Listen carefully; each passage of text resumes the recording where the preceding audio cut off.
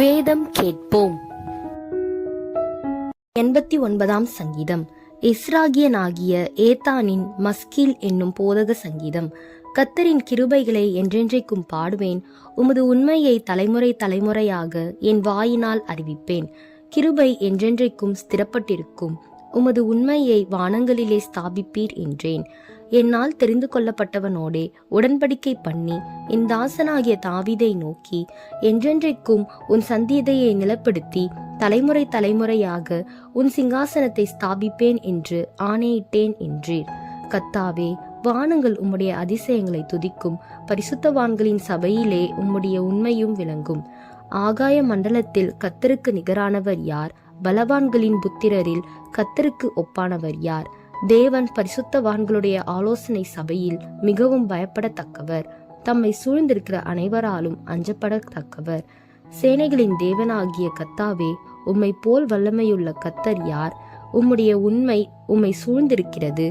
தேவரீர் சமுத்திரத்தின் பெருமையை ஆளுகிறவர். அதன் அலைகள் எழும்பும் போது அவைகளை அடங்க பண்ணுகிறீர். நீர் ராகாபை வெட்டுண்ட ஒருவனைப் போல் நொறுக்கினீர். உமது வல்லமையான புயத்தினால் உம்முடைய சத்துருக்களை சிதறடித்தீர். வானங்கள் உம்முடையது, பூமியும் உம்முடையது. பூலோகத்தையும் அதிலுள்ள யாவையும் நீரே அஸ்திபாரப்படுத்தினீர். வடக்கையும் தெற்கேயும் நீர் உண்டாக்கினீர். தாபோரும் எர்மோனும் உம்முடைய நாமம் விளங்க கெம்பிரிக்கும். உமக்கு வல்லமையுள்ள புயமாயிருக்கிறது. உம்முடைய கரம் பராக்கிரமம் உள்ளது. உம்முடைய வலது கரம் உன்னதமானது. நீதியும் நியாயமும் உம்முடைய சிங்காசனத்தின் ஆதாரம். கிருபையும் சத்தியமும் உமக்கு முன்பாக நடக்கும். கம்பீர சத்தத்தை அறியும் ஜனங்கள் பாக்கியமுள்ளவர்கள். கர்த்தாவே, அவர்கள் உம்முடைய முகத்தின் வெளிச்சத்தில் நடப்பார்கள். அவர்கள் உம்முடைய நாமத்தில் நாடோறும் களிகூர்ந்து உம்முடைய நீதியால் உயர்ந்திருப்பார்கள். நீரே அவர்கள் பலத்தின் மகிமையாயிருக்கிறீர். உம்முடைய தயவினால் எங்கள் கொம்பு உயரும். கர்த்தரால் எங்கள் கேடகமும் இஸ்ரவேலின் பரிசுத்தரால் எங்களுடைய ராஜாவும் உண்டு. அப்பொழுது நீர் உம்முடைய பக்தனுக்கு தரிசனமாகி சகாயம் செய்யத்தக்க சக்தியை ஒரு சௌரியவான் மேல் வைத்து ஜனத்தில் தெரிந்து கொள்ளப்பட்டவனை உயர்த்தினேன். என் தேசனாகிய தாவீதை கண்டுபிடித்தேன். என் பரிசுத்த ஸ்தலத்தினால் அவனை அபிஷேகம் பண்ணினேன். என் கை அவனோடே உறுதியாயிருக்கும். என் புயம் அவனை பலப்படுத்தும். சத்ரு அவனை நெருக்குவதில்லை. நியாயக்கேட்டின் மகன் அவனை ஒடுக்குவதில்லை. அவன் சத்துருக்களை அவனுக்கு முன்பாக மடங்கடித்து அவனை பகைக்கிறவர்களை வெட்டுவேன். என் உண்மையும் என் கிருபையும் அவனோடு இருக்கும். என் நாமத்தினால் அவன் கொம்பு உயரும். அவன் கையை சமுத்திரத்தின் மேலும் அவன் வலது கரத்தை ஆறுகள் மேலும் ஆளும்படி வைப்பேன். அவன் என்னை நோக்கி, நீர் என் பிதா, என் தேவன், என் இரட்சிப்பின் கன்மலை என்று சொல்லுவான். நான் அவனை எனக்கு முதற் பேரானவனும் பூமியின் ராஜாக்களை பார்க்கிலும் மகா உயர்ந்தவனும் ஆக்கினேன். என் கிருபையை என்றென்றைக்கும் அவனுக்காக காப்பேன். என் உடன்படிக்கை அவனுக்காக உறுதிப்படும்.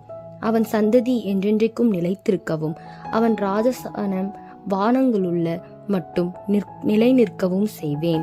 அவன் பிள்ளைகள் என் நியாயங்களின்படி நடவாமல் என் வேதத்தை விட்டு விலகி என் கட்டளைகளை கைக்கொள்ளாமல் என் நியமங்களை மீறி நடந்தால் அவர்கள் மீறுதலை மிளறற்றினாலும் அவர்கள் அக்கிரமத்தை வாதைகளினாலும் தண்டிப்பேன்.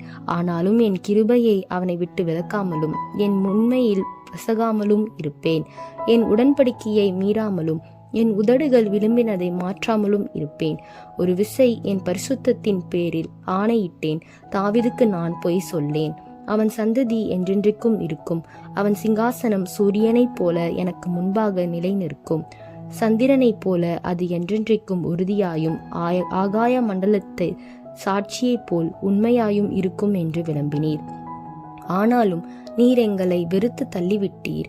நீர் அபிஷேகம் பண்ணுவித்தவன் மேல் உக்கிரமானீர். உமது அடியானுடன் நீர் பண்ணின உடன்படிக்கையை ஒழித்துவிட்டு அவன் கிரீடத்தை தரையிலே தள்ளி அவமானப்படுத்தினீர். அவன் மதில்களை எல்லாம் தகர்த்து போட்டு அவன் அரணான ஸ்தலங்களை பாழாக்கினீர்.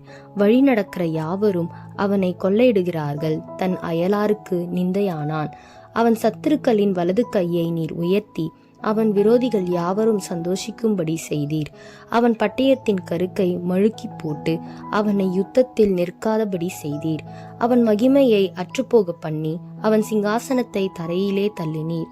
அவன் வாலிப நாட்களை குறுக்கி அவனை வெட்கத்தால் மூடினீர். எதுவரைக்கும் கர்த்தாவே நீர் என்றென்றைக்கும் மறைந்திருப்பீரோ? உமது கோபம் அக்கினியைப் போல எரியுமோ? என் ஜீவன் எவ்வளவு நிலையற்றது என்பதை நினைத்தருளும். மனுபுத்திரர் யாவரையும் வீணாக சிருஷ்டிக்க வேண்டியதென்ன? மரணத்தை காணாமல் உயிரோடு இருப்பவன் யார்? தன் ஆத்துமாவை பாதாள வல்லடிக்கு விலக்கி விடுவிக்கிறவன் யார்? ஆண்டவரே, நீ தாவீதுக்கும் உம்முடைய உண்மையை கொண்டு சத்தியம் பண்ணின உமது பூர்வ கிருபைகள் எங்கே? ஆண்டவரே, உம்முடைய சத்துருக்கள் உம்முடைய ஊழியக்காரரையும் நீர் அபிஷேகம் பண்ணினவரின் காலடிகளையும் நிந்திக்கிறபடியினால் கர்த்தாவே, உமது அடியார் சுமக்கும் நிந்தையையும் வலுமையான ஜனங்கள் எல்லாராலும் நான் என் மடியில் சுமக்கும் என் நிந்தையையும் நினைத்தருளும். கர்த்தருக்கு என்றென்றைக்கும் ஸ்தோத்திரம் உண்டாவதாக. ஆமேன், ஆமேன்.